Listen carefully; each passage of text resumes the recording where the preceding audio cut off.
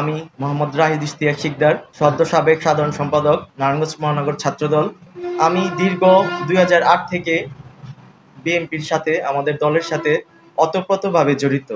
অত্যন্ত দুঃখ পরাক্রান্ত হৃদয় নিয়ে আপনাদের সামনে উপস্থিত হয়েছি।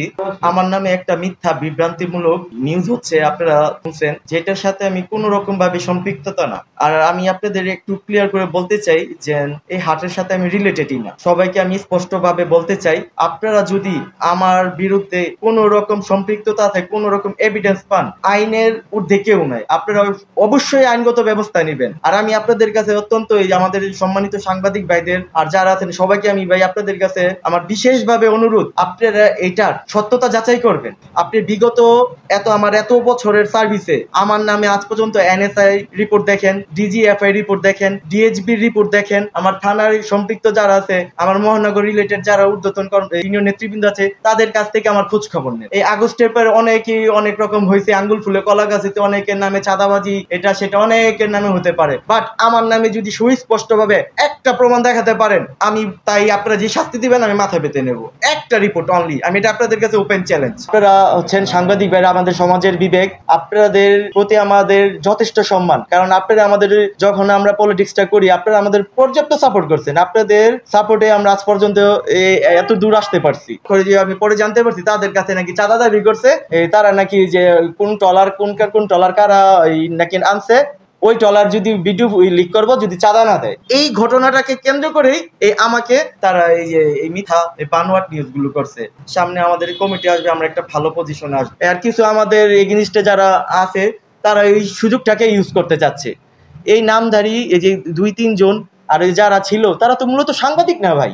একজন আপনার যে আছে, ওই যে সুরমা হোটেলে নারী সহ কেলেঙ্কারি ধরা পড়ছে, আর তারা বিভিন্ন, আপনি ফতুল্লা থানায় খবর নেন, সিদ্ধিরগঞ্জ থানায় খবর নেন, খানপুর হসপিটালের একটা ঝামেলা হয়েছে, তাদের কাজই হচ্ছে মানুষকে ট্র্যাপে ফেলে ওইখান থেকে মিউচুয়াল করে কিছু টাকা আত্মসাৎ করবে, কিছু টাকা নিবে, তারা এইসব করেই চলে।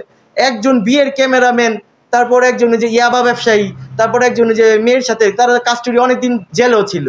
এই সব লোক যদি সবাই এই যে সাংবাদিকের মতো এত সুনামধারী একটা প্রফেশনকে কলঙ্কিত করে, ভাই এটা তো আপনাদের এক ভুল বোঝানো হয়েছে। আমি সমস্ত সাংবাদিকদের বলতে চাই, ভাই আপনারা অরিজিনাল খবর জানেন, আপনাদের ভুল বোঝানো হয়েছে। তারা কিছু লোক আপনাদের পুরো প্রফেশনে যারা আছেন সবাইকে নিয়ে আপনারা প্রসার করতে চাইছে, যেন ওরা সাংবাদিক মারছে। আসলে তো তা না, সাংবাদিকদের আমরা কেন মারবো ভাই? আমি গতকাল দেখলাম আমাকে নিয়ে একটা মানববন্ধন করা হয়েছে এই দলের থেকে। আমি দায়িত্বশীল জায়গায় ছিলাম, তা আমি দায়িত্বের খাতিরে আমার নামে যে অপপ্রচারটা করা হয়েছে, আমি চাবো এটা সুস্পষ্ট প্রশাসন সহ আপনাদের কাছে এটা বিচার করবেন। হাট কর্তৃপক্ষ তারা চাঁদাবাজি চেয়েছে, সেই জন্য থানায় অভিযোগ করেছে। আর আমার জেনে যে মানহানি হয়েছে, আমি সেই জন্য ভাই নিরুপায় হয়ে আমি মিডিয়াতে আসতেই চাইনি, কারণ এই সব ব্যাপারে আমার কোনো এত ইন্টারেস্ট না। আমি সবসময় ভাই শহীদ প্রেসিডেন্ট জিয়া রহমানের আদর্শে বিশ্বাসী। আমি ভাই সুশৃঙ্খল রাজনীতিবিদ, আপনারা সবাই খোঁজ খবর নিয়ে দেখবেন। আমি সুষ্ঠু দ্বারা রাজনীতিতে বিশ্বাস করি, আমি প্রতিহিংসা রাজনীতি বিশ্বাস করি না। আর গতকাল এই ব্যাপারটা আরো ক্লিয়ার হচ্ছে, এক সম্মানিত আর্মির থেকে, ডিফেন্সের, র্যাব, তারপর আমাদের পুলিশ সবাই আসা আপনাদের এটা হাটের যারা ব্যাপারী যাদের বলছে ধরে নিয়ে আসছে, তাদের সবার থেকে ভিডিওর মাধ্যমে তদন্ত করার পর জানতে পারছে যে তারা স্বেচ্ছায় আসছে, তাদের কোনো রকম হয়রানি করা হয় না। তাহলে কেন ভাই আমার নামে এই মিথ্যা অপবাদটা হবে? এটা তো বুঝেই যাচ্ছে স্পষ্ট, এটা একটা পলিটিক্স এর অংশ। আর যারা এই জিনিসটা আমার, যারা চায় না আমি কোনো দায়িত্বশীল ভালো জায়গায় থাকি, তারা এইটা গেম করে তাদের মাধ্যমে আমাকে সামনে হেনস্থা করার জন্য ভাবে সাজাইছে। যখন আমি লাঞ্চ করার সময় লাঞ্চে বাসায়, তখন এলাকাবাসী বলতেছে, দেখো এমন এই সাংবাদিক নামে আসছে, ওরা বলছে ওদের কাছে ভিডিও আছে, ভিডিও না দিয়ে ভিডিও ছেড়ে দিব, চাঁদা চাইছে খানিক ৩ লাখ টাকা আর কি, এরকম পরে নাকি 50,000 মানুষের ফার্স্টে 3 লাখ টাকা চাইছে। টাকা না দিলে ওই ভিডিওটা নাকি ছাড়বে। কার ভিডিও, কোনকার ভিডিও, এটা তো আমি জানি না ভাই। এটার সাথে আমার সম্পর্ক কি? আমি একজন ছাত্র দল করি, আমি একজন পলিটিশিয়ান, আমার সাথে আলাদা ওই হাটে যাবে ভাই? আপনাদের কি মনে হয় এই ছাতা মাথা নিয়ে বসে থাকার সময় আমাদের আছে ভাই? আর ওরা যে সে চাঁদা চাইছে, এটার একটা ভিডিও এভিডেন্স আছে আমার কাছে। আর এই যে ছবির যে ব্যাপারটা, একজনের সাথে একজন ছবি রিলেটেড, আজকাল তো ফটো এডিট করা তো সিম্পল ব্যাপার। আর আমাকে ভাই দোষর বানাইছে, আমার মতন একজন কর্মীকে দোষর বানাইছে। ভাই আমার বাড়ি ঘর ভাঙ্গা হয়েছে, মামলা তো খাইছি 13টা মামলা হয়েছে, তারপর তো বাবা মা তো আমার জন্য কত কথা শুনছে। আমি বাবা মার একটা সন্তান, আমার জন্য তারা যেন কত নির্যাতিত হয়েছে, কত কথা শুনছে। পুলিশ এসে আমার বাড়িঘর ভাঙছে, বাড়িঘরের ছবি টবি সব আছে, সব ছাড়া মিডিয়ার মধ্যে দেওয়া আছে।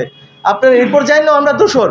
আর কারোর সাথে যদি আওয়ামী লীগের সাথে যদি আমরা আতাত করে চলতাম তাহলে কি আমাদের বাড়িঘর ভাঙ্গ হইতো, আমরা কিরকম বছর সে বছর আমরা যে বাগড়া থাকতাম ভাই, দেশান্তর থাকতাম ভাই। এই হাটের ইজারাদার হচ্ছে মাসুদ ভাইদের জানাইছে, ওনারা বলছে কেন তোমাকে নিয়ে সব বলবো। পরে ওই যে ওনারা গিয়ে হাট কর্তৃপক্ষ গিয়ে এই যে আপনাদের এই যে অভিযোগ করে আসছে যে ওই দিনকার ঘটনায় তাদের নাকি বিলে মারছে, ক্যামেরা কুমেরা রেখে গেছে। তারাই যাওয়ার সময় লাইভ ভিডিও করছে যে হুন্ডারে যেতেছে তাদের হাতে মোবাইল। আপনার ওই ভিডিওটি অবশ্যই ফলো করবেন। তারা যখন বলছে যে আমাদের মারধর করছে, যাইতে সময় হুন্ডারে একজন বাইক চালাই যাচ্ছে, যাকে নাকি মারছে হসপিটাল নাকি ভর্তি, সে বাইক চালায় যাচ্ছে, ক্যামেরা ভিডিও করছে, তাদের হাতে আপনারা ফলো করবেন মোবাইল আছে কিনা। এটা তো স্পষ্ট পানির মতো ক্লিয়ার। এদের ভাই কাজই হচ্ছে মূলত ভাই, আপনারা কতদিন আগে আমার নামে গিয়ে অভিযোগটা করছে আর আপনারা ভাই জাস্টিফাই করবেন। ওনাদের কাজই হচ্ছে মানুষকে ট্র্যাপে ফেলায়, সাংবাদিক নামে সাংবাদিকের ইটাকে এটা নষ্ট করার জন্য, আপনাদের নামটা প্রফেশনটাকে বদনাম করার জন্য এই কাজগুলি করে। আপনার যে খানপুর হসপিটালে কিছুদিন আগে সিএনজি ড্রাইভারের সাথে নাকি আমরা ট্র্যাপে ফালাইয়া এটা মীমাংসা করে, মীমাংসার নাম করে তারা টাকা আদায় করে। আমাদের মানহানি হয়েছে, আমাদের দলের এটা রেপুটেশন নিয়ে টানাটানি, এটা ভাই আমরা অবশ্যই এটা বিচার চাই আমরা।